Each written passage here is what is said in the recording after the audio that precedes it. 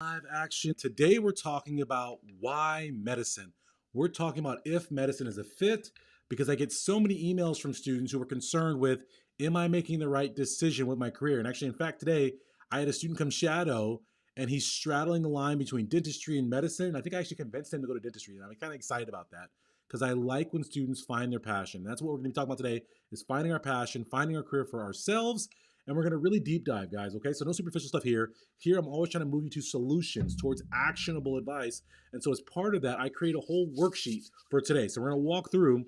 I created this Dream Future worksheet here for you guys to walk through. There's a link in the bio below, in the description below, for you guys to download that worksheet. So click right now, download that worksheet. I'm going to hit the intro, and then we'll get right into this and helping you guys get clarity on, is medicine for you and should you become a doctor? But stop making excuses, stop whining, stop, right? Get at it. No excuses, just dominate.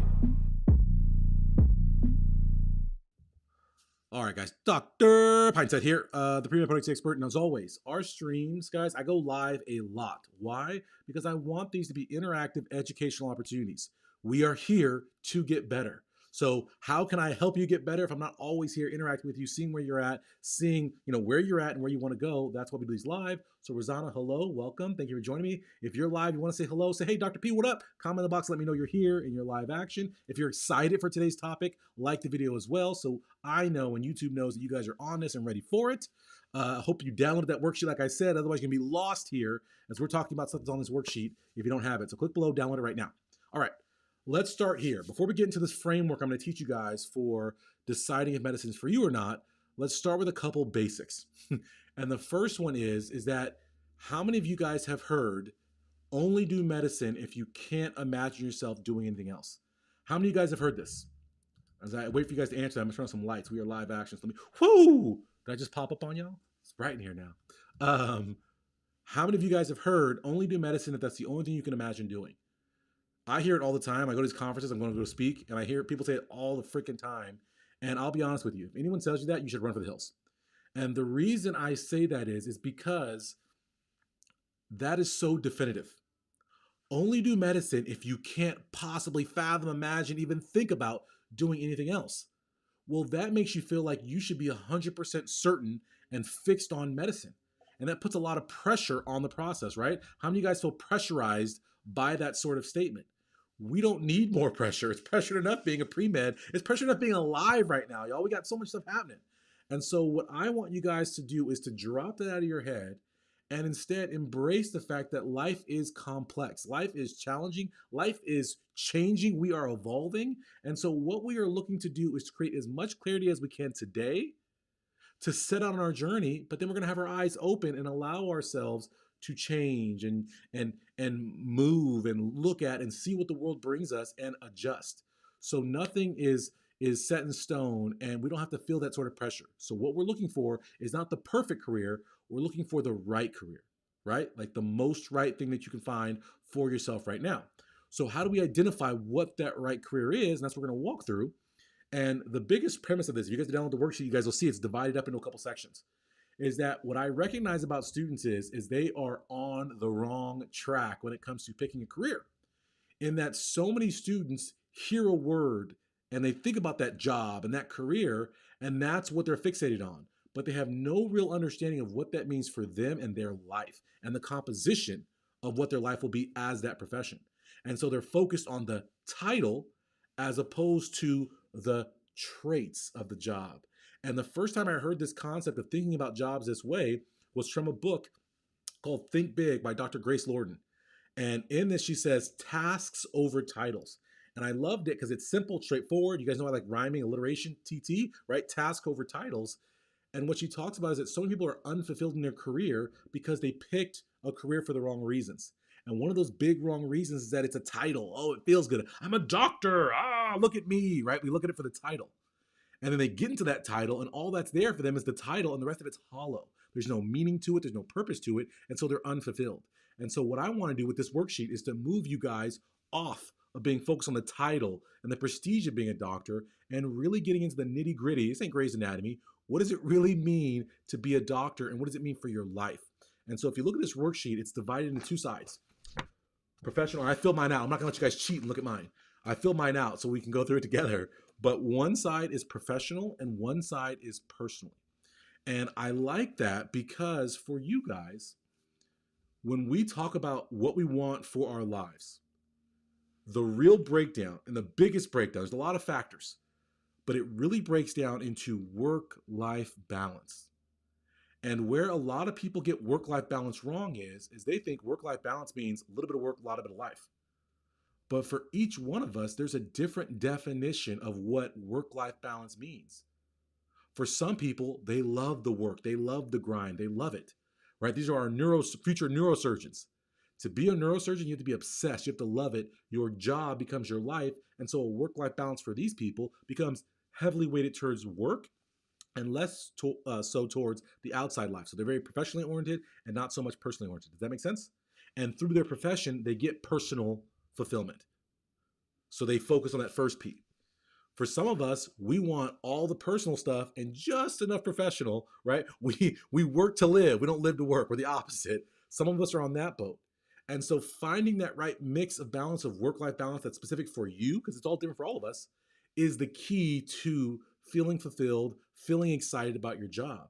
And for a lot of physicians, their work-life balance doesn't meet what they expected it to be, and they can't figure out how to break that cycle. And so because of that, there's a huge amount of burnout and regret in physician life. So I want to save you guys from that by literally actively right now as pre-med students looking out and saying, wait, what do I want my work life to be? And then how do I start now working towards creating that work-life balance? And we're going to talk about something. I want someone to comment in the box right now. Write this down so I remember to talk about it. We're going to talk about career capital, double C, career capital. Type that in the comment box right now, career capital, because it's a very important term and concept for you guys to understand when it comes to building your career. So we're going to talk about that career capital. With that being said, when we talk about, okay, this work-life balance, the second part we have to understand about work-life balance, it's different for all of us. But the second thing is that when we talk about work-life balance, it isn't static. We all have different moments and aspects of our lives. And I like to think of it like Taylor Swift. Taylor Swift, T-Swifty, y'all. So you guys see how she went to one Chiefs game and Travis Kelce was immediately the most popular NFL player ever in the history of the world? So that's what happens, the power of Taylor Swift. But Taylor Swift's on this amazing world tour. It's selling out everywhere, right? 6 times he was at SoFi. And the tour is called the Eras Tour. And it's because her career's been so long now that she has all these different albums that hit different eras of her life. And that's the way I want you guys to think about work-life balance, is that we are all in there are different eras to our lives, different decades, different years, different moments in our lives where we have different work-life balance. Or is a composition in the aggregate of our lives, of our different eras, that creates fulfillment and enrichment. And as a small subline of that, the people who are most fulfilled, the people who are most successful, the people who have great lives that they build, invest heavily early on in the work being heavier than the life part. Because when we're young and we're hungry and we don't have a lot of personal aspects to our lives, we can put in a lot of professional time to build up that base that allows us to then shift our balance later on, and we can do less work and more life if we want to, if that's what we want, right? Even if that's not what we want, if we spend enough time working in the beginning to build ourselves up, to build up our career capitals we'll talk about later, then it allows us to have much more fulfilling work in the back end because we built to a place where we have the skill set, we have the experience, and we have the recognition to be highly efficient and to be able to do our job on our terms and our way. Okay? So we break this up into professionally and personally. So at the top it says dream future, and then underneath that, right on the first page, there's a whole bunch of instructions. On the second page, I'm going to walk you guys through it so you don't have to read all that stuff, okay? On the second page, it's broken into 2 main columns. The left side is professionally, the right side is personally. And then underneath each of these 2, I've broken them into, again, I love letters that go together. I've taken these 2 P's and I've broken the first one into 2 T's and the second one into 2 F's, y'all. Okay? Taylor Swift does have work balance, y'all. She's on tour for this year. And then after that tour, y'all, what's she doing? Chilling, enjoying, yachting, right? Right now, what is she doing? Glamoring. She's prancing around New York right now with Blake Lively and Ryan Reynolds and right? That's work-life balance, okay? All right. So professionally, personally, the professional side is broken into 2 T's, traits and tasks. So again, we're moving off of titles and onto traits and tasks. What is the difference between a trait and a task? A trait is what the job does to you. A task is what you do as the job. Good to see you, Josh on. Good to see all you guys. Julian, what up? Giovanni on here. Young M. Richardson, what up? Let's see who else is on here. Sam, what up? Devin, what up? Everybody, hello. Welcome. If you guys are enjoying this, we are 10 minutes in. I've set the stage. We're about to get heavily into this and go step by step through this worksheet. If you haven't already, download the worksheet.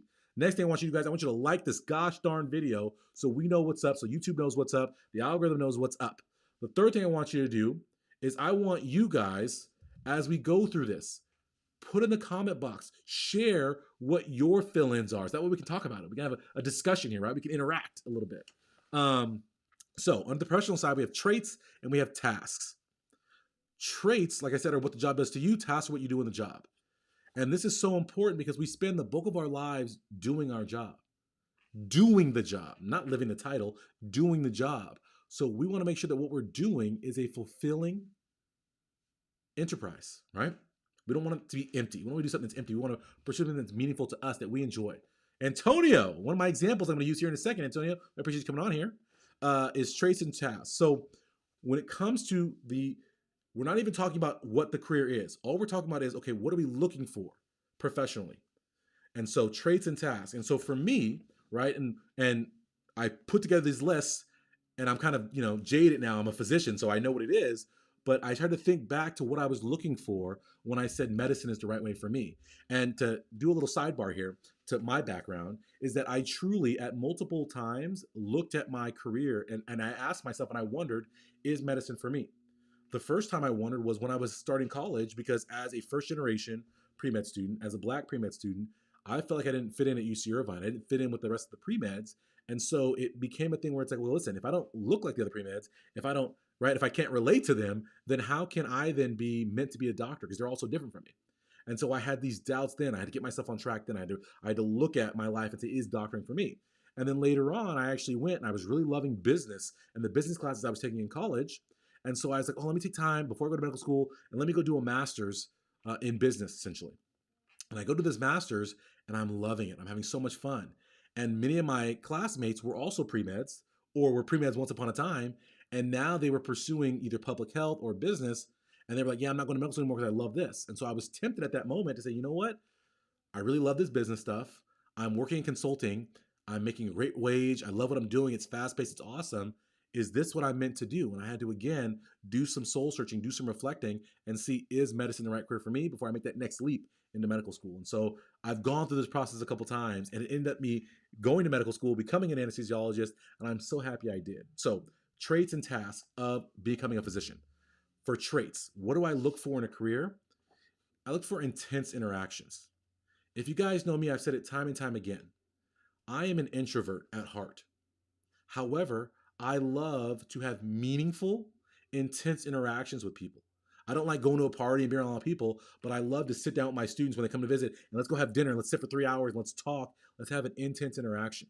And so I was looking for a career where my interactions with people would be something that I would get intensity out of and meaning out of. And so as a physician, right, in general, when you're interacting with someone, it's in their time of need. What's more intense than that? What's more meaningful than that as an interaction when someone's coming to you with either their life on the line, their happiness on the line, or their health on the line, right? And so I was really, really attracted to that. In particular, when I went into anesthesia, I like that even though there isn't the longevity of patient care, I've got 2 minutes to build rapport, to make someone like me, to make someone trust me, to tell them, hey, listen, the scariest moment in your life, you're going to surgery right now, it's going to be okay. Your life's in my hands. It's going to be all right. Even today, right? I had a kid. And I was messing with this kid, and I was joking with him about how he was looking like a troll. He's breathing the air to fall asleep. And I was like, listen, oh my gosh, you're turning into a rainbow troll. And it made him laugh and giggle as opposed to be scared of falling asleep on my table. And so it's those intense interactions that I really, really longed for and said, that's something that I want from a career. Now, whether that's medicine or not, that's something I want from a career. The second thing I wanted from a career was stability. So as, right, a first generation college student, not one of my parents had graduated college when I went to college, and thankfully I'm so proud of her. My mom went back to school and got her degree just in the last couple of years, but neither of my parents had graduated college. And so because of that, right, my parents were not highly educated, and therefore they were not highly trained, therefore they were not highly paid. And so my childhood was not the most financially stable, and it was not the most socially stable. Right? There's a lot of aspects to this. And so what I looked for in a career was a career that would create stability for me so that I could know my job would be safe. That I wouldn't have to, like my parents sometimes had to do this job and that job, and oh, this didn't work out, and this is ended, and this door is closed. I wanted a job where I know, oh, my job is safe. I'm going to always be employable and hireable, so I'm not going to be having to worry about, okay, where can I work? The second part of that is the financial stability. So I wanted a career that was going to pay enough so that I wouldn't have to worry about where my next meal is coming from. And so that stability was really important to me based on where I came up from. Anybody else there? Anybody else want some stability in their life? Okay. My third trait that I wanted was something that was challenging. If you guys know me, I love competition. That's why I love sports so much. I actually stopped doing sports when I started college to focus on pre-med, but then I missed the competition of sports. I missed the challenging nature of sports because I had mastered pre-med. I was dominating college, doing all that kind of stuff, right? Studying only a few hours every day. So I wanted, where's my next challenge coming from? And so I went and I signed up for track, and I went and did track, Division I track at UC Irvine. And that's because I wanted that challenge. I'm a person who seeks challenge. I love to be challenged. And so I wanted a career where I was going to be challenged on a day-to-day basis. I wanted to be strained, to be stretched. And this is something that people, I guess, as we can talk about this, I'm going to crack this Fresca real quick. Can I crack this Fresca? Can I quench my thirst? This is something that I think people get frustrated with in medicine because they don't have a perspective for it. One of the traits of medicine is this lifelong learning. The part of lifelong learning they don't quite fully understand. Thank you, Ongoing Pigeon. Want some stability in their lives, right? Devin says, I want stability. And Rosanna, thank you for clapping at my mom. I appreciate that. You guys, that lifelong learning aspect people don't talk about is it's actually a lifelong challenge. It's a lifelong stretch. So at every level, as you move through the medical process, you're going to be stretched. You're going to be pushed beyond what you thought was your previous limit.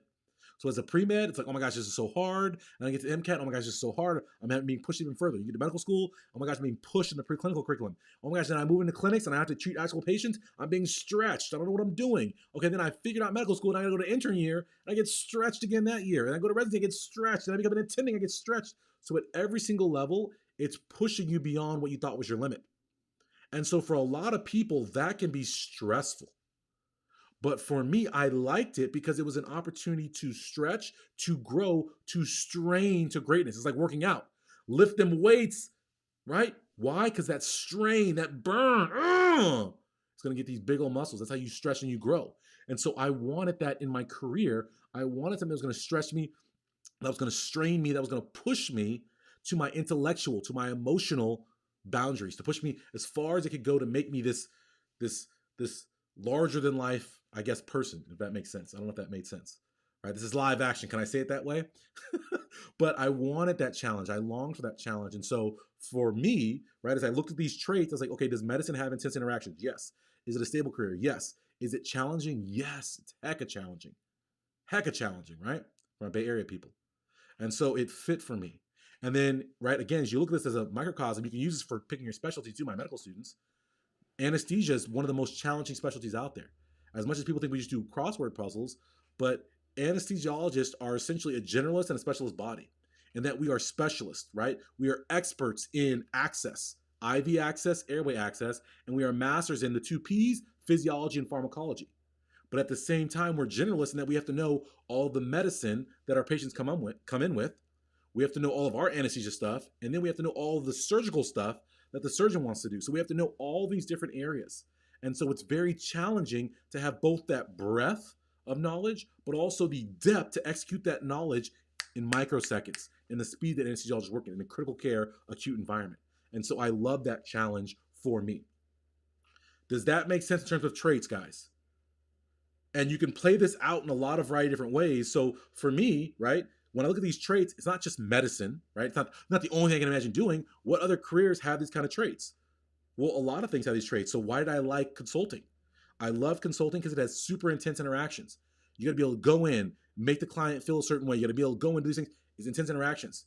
It's super challenging because these are dynamic, fast-paced environments. People are bringing you in to be the super expert above what they know about their own freaking industry, right?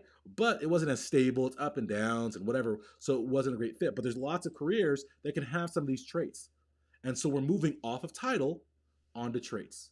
Are we all good here? Can I keep going? I know we're 20 minutes in and everybody's used to 2 minute, everybody's used to 10-second TikToks, but are we learning? Are we getting better? Have we downloaded the worksheet that's linked in the description box below? Are you guys marching through this with me so we can get clear and get clarity on all of this stuff? Can we keep going?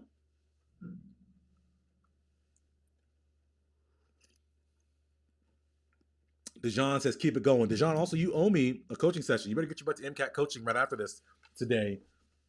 Dejan, I see you. You on here. We'll get your butt to coaching today. MCAT coaching following this for my MCAT students right after this. Okay. So we got traits. Natalia, what up? I'll call you after coaching tonight. We talked earlier on the phone, but we'll talk later tonight. So that's the first T. Got traits. We're going to keep going on this professional side. Tasks. Tasks are what you do in the job. So when you think about, okay, my dream future as a career, what do I actually want to be doing? What are the tasks that I enjoy doing that I would love to do for forever? Okay, that I would love to do for forever. Dennis, what is up? Tasks. So for me, right, in my list, my tasks were that I want a career where I can work with my hands. I would love a career where I get to do things with my hands. Medicine is very hands-on, right? Neurology is an aspect of medicine, but it's not very hands-on. It's very, right? It's, we're thinking about, we're pondering, we're thinking about, right? I wanted a specialty, right, that would be very hands-on, anesthesia. But I wanted a career that was going to allow me to be hands-on, and medicine is that. So work with my hands. The second thing I wanted was that I wanted a career that was very education forward. So I wanted a career where I was going to be constantly learning new things. At the same time, I have a deep love of education, not just the learning aspect, but I have a love for the teaching and information dissemination aspect. So I wanted a career where I would also be seen and have the opportunity to be educating people. And in medicine, right, I can educate patients, I can educate medical trainees, I can educate you characters, right, as you come through your journey. So I really like to teach, and so I was looking for a career that was heavily education oriented.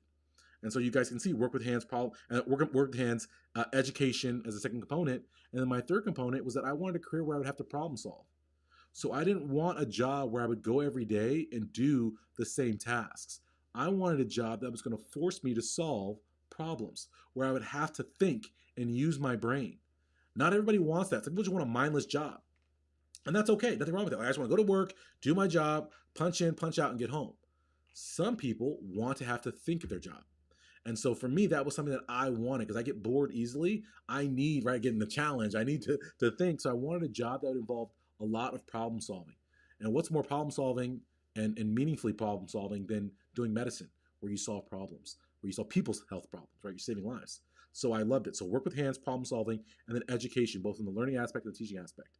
So when you look at these tasks, there's other jobs where you can do this. So again, consulting was great because I didn't get to work with my hands, but I got to problem solve. It was heavy in education, constantly learning new industries and so forth, right? One of the careers I thought about being was actually being a professor. I was like, I want to be a professor because that's awesome. It's so enriching education. I'm pushing things forward. I can think of creative ways I can teach and educate. So I was really excited about that. But then I was like, ooh, I'm not gonna be able to work with my hands really. And then does that really fit my traits task as much as being a physician was? So I was able to go through these traits and tasks and look at what I wanted professionally and make a decision. So that's the professional side of this worksheet. Does that make sense to everybody? Okay. The personal side, and even before we get to the personal side, if everybody's enjoying this, please take a second, like this video right now. This is the Premed Productivity Podcast. I say podcast because yes, we are live action right now filming on YouTube. After this YouTube, it will go right over to my podcast. You guys can get my podcast, Spotify, Apple, all the major podcasts. It's the Premed Productivity Podcast. Every single week, we're going to be live on YouTube, and then we're going to have a podcast episode coming out every week. If you're excited to get weekly doses of Dr. Pinesett, like the video right now, comment right now, say, yeah, Dr. Pinesett, I'm glad you're back. I'm glad you're bringing this information. I'm glad. I want to learn. I want to go deep. I want to train. And so I'm so happy you're on here training us and giving us actionable advice to move us forward to help us get better. Yes, yes, yes? Okay. So we have professional side, then we have the personal side. Before we pop over the personal side, I want you guys to figure out the percentage of both that you want. And so this actually, as we transition to the personal, is the first thing we want to figure out. I mentioned earlier, work-life balance is different from all of us.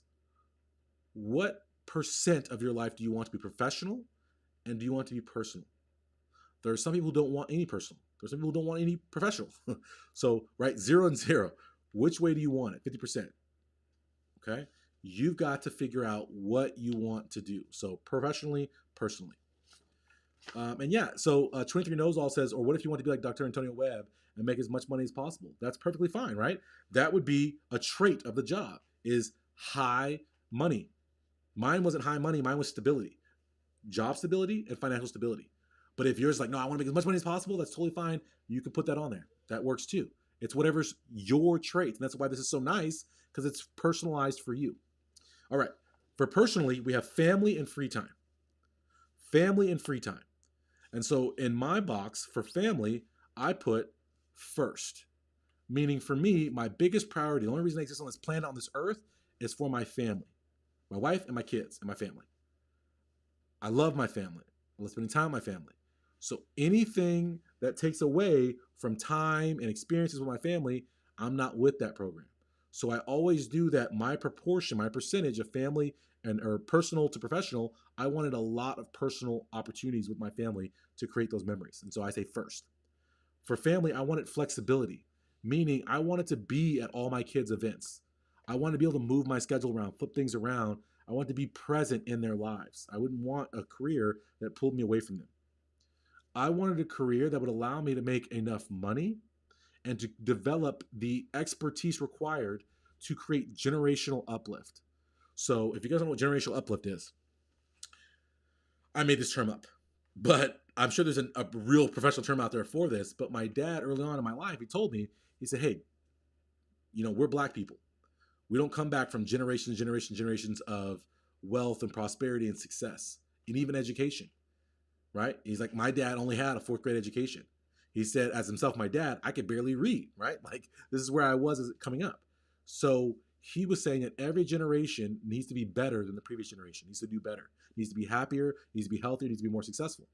And so for me, that was something that was ingrained in me. So I said, okay, listen, I got to do better than my parents did, but I want to be in a position to launch and to help and to facilitate my next generation, my children, get off and be even better. And so I want to be in a financial position. I want to be in a knowledge position, in a connections position, to be able to create the opportunities for their generation. And so for me, if you guys know, I went to Stanford Medical School. One of the reasons I went to Stanford Medical School was actually not even for me, but it was for my kids, because I recognize that Stanford has a legacy program. So now my kids are Stanford legacy, and they have a leg up, right, an uplift to get into Stanford and to have that on their resume and to move forward. And so I wanted a career, a profession that would allow me to uplift my family. And so that's something I thought about on the personal side. Okay. As I moved to free time, right, this all goes in line. I wanted as much free time as possible. I wanted to, and so Devin says, medicine seems like you sacrifice family time. And this is why it's so important. We talk about the eras. So early on, medicine is a huge hunkin' sacrifice for everyone. Medical school, residency, early attending, all kind of stuff. But you're putting all that time in to create more flexibility down the road.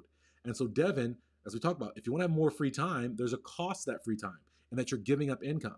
And so someone earlier said, my goal is to make as much money as possible. And that's totally fine and reasonable. Nothing wrong with that, right? People say, oh, you shouldn't go in and be a physician if it's only about money. Well, yes, you shouldn't go into a physician if it's only about money, but it's okay to think about the money part of it, right? You shouldn't go to medicine if it's strictly medicine or if it's strictly about money, but it's okay to worry about, think about, and focus on, yes, I need more money because money makes the world go round. It's facts, okay? But if you want to have lots of family time and you don't want to have to sacrifice as much, you're going to have to take less money. So I make less money as an anesthesiologist because I took a position, right? I'm working as an anesthesiologist in a way where I work fewer hours and therefore I make less. But what does it create? More time for my family. So I'm sacrificing income for more time with my family because it's my priorities, right? Family first, right? You make those priorities and those things shift. And so, like I said, I wanted lots of family time and free time. And so I needed a career that was going to allow me to work part-time if I wanted to. And so in order to work part-time and still survive, I needed a career that paid enough per hour that made it make sense. So I needed a career that, okay, physicians, you pay a lot, so therefore you can work part-time and it'll be okay. I also wanted to be able to create a nest egg to be able to retire. I don't want to work until I die. I want to have some retirement time. And so I'm hopeful with the stability, both financially and as a job, right, that I'll be able to retire at a reasonable age, right, and not have to work forever. I can work for fun, because that again makes the professional more fulfilling when you're working for fun. The last thing I'll say is money. And so I just talked about this thing, right? Like the importance of money. Again, I grew up without a lot of money. So for me, money was a checklist thing because I understood that money doesn't bring happiness, but the absence of money, the lack of money, poverty, it brings upsetness, it brings heartbreak, it brings terror, it brings anxiety. And so I didn't want those things in my life. So I wanted to be able to have enough money to be able to create free time, to be able to create rejuvenation, to be able to live a life where I'm not worn down to the nub. Instead, I'm able to invest in my body and building myself up and my health and my, recovery and seeing experiences and having joy in my life, because that's stuff that sustains you. And so I wanted to make sure that I had enough money to create free time, but then also to have better free time.